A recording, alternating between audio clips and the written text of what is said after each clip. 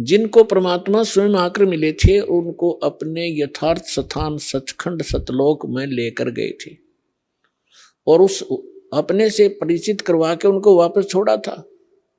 वो महापुरुष कौन कौन है? आदरणीय धर्मदास साहिब जी, आदरणीय मलुकदास साहिब जी, आदरणीय नानक देव साहिब जी जो सिख धर्म के प्रवर्तक माने जाते, आदरणीय दादू साहिब जी, आदरणीय गरीबदास साहिब जी गांव छुडानी जिला दज्जर हरियाणा वाले, आदरणीय गीसा दास साहिब जी गांव खेखड़ा और जिला अब बागपुर हो गया है, पहले मेरठ था, ये उत्तर प्रदेश वाले, आदरणीय स्वामी रामानंद जी काशी वाले बनारस वाले। इन महापुरुषों को परमात्मा सीधे मिले जैसा परमेश्वर का विधान है। वेदों में प्रमाण है कि वो परमात्मा सचखंड में रहता है, ऊपर के लोक में, तेजों में लोक में रहता है। वहां पर एक बहुत बड़े गुंबज में, एक बहुत बड़े सिंहासन पर और मुकुट समेत विराजमान है, जैसे राजा विराजमान होता है अपने तख्त पर, अपने सिंहासन पर। ऊपर छत्र है उस मालिक के सिर पे। परमात्मा मनुष्य सदृश्य है, नर आकार है।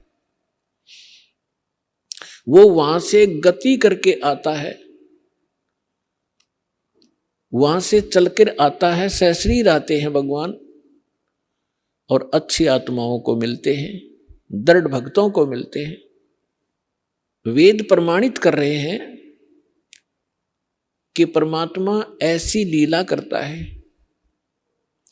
और पुण्यात्माओं, विश्व का कोई भी व्यक्ति ऐसा नहीं है जो वेदों को, श्रीमद् भगवत गीता को ये कहे कि ये व्यर्थ है, इनका ज्ञान सही नहीं है। और विशेषकर हमारे हिंदू धर्म के अंदर तो ये सिरोधार्य हैं ही हैं। तो पुण्यात्माओं, प्रथम तो हमारे को ये पहचान होनी चाहिए कि हु इज गॉड, कौन है परमात्मा और कैसा है, कहाँ रहता है, परमात्मा की आवश्यकता क्यों है। उसके पाने के लिए राजाओं ने राज त्याग दिए और ऋषि महर्षियों ने आजीवन अपनी साधना करके शरीर खत्म कर दिए। तो कैसा है वो भगवान, कैसा है वो स्थान जिसके लिए ऐसी नौबत सहन करनी पड़ी और लगे रहे, आज तक हम लग रहे हैं। तो इसलिए वो फिर मिलता कैसे है? जिसमें आपके ये सभी शंका समाधान हो जाएंगे, सभी कंसेप्ट क्लियर हो जाएंगे, तब तो आप भगत बनोगे।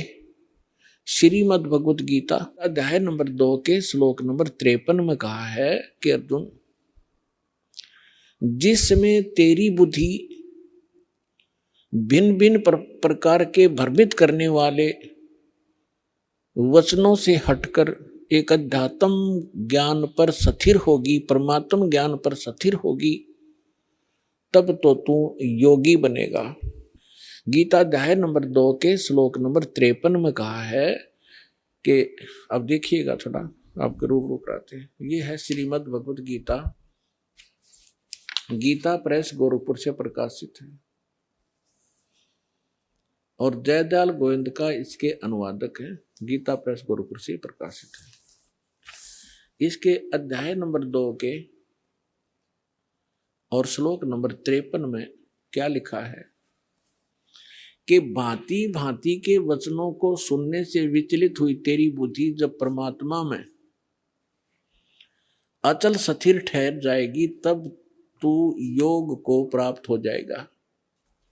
अब गीता अध्याय नंबर 2 के श्लोक नंबर 46 में क्या कहा कि अर्जुन,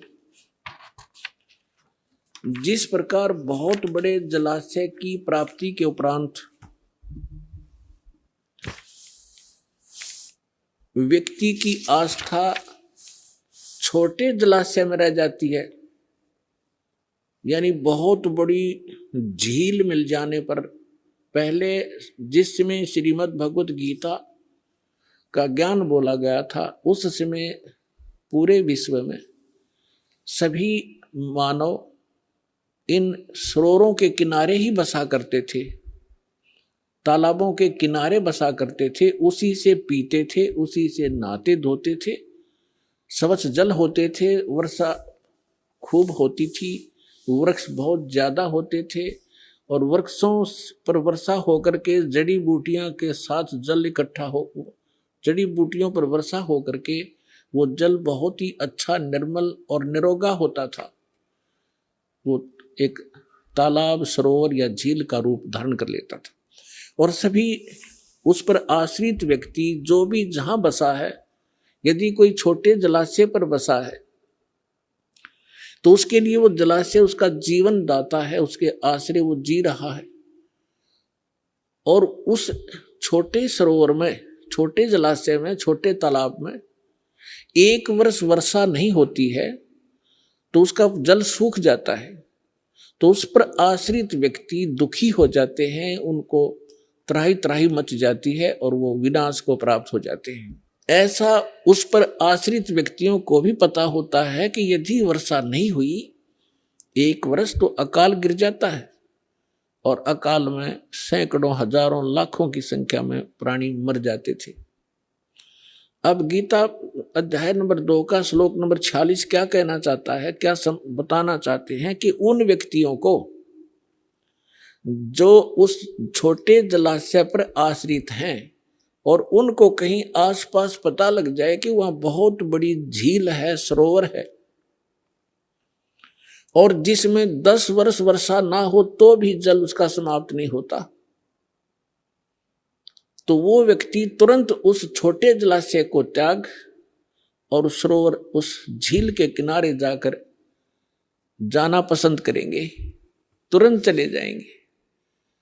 अब ये क्या बताना चाहते हैं कि श्रीमद् भगवत गीता हमें एक निर्णायक ज्ञान दे रहे हैं, ये पवित्र सदग्रंथ ये बताना चाह रहे हैं इसके अंदर कि जब आप, जैसे आप जिन भगवानों पर आश्रित हैं, श्री विष्णु जी, श्री शंकर भगवान जी या अन्य देवी देवता, कोई माता और मसानियों पर,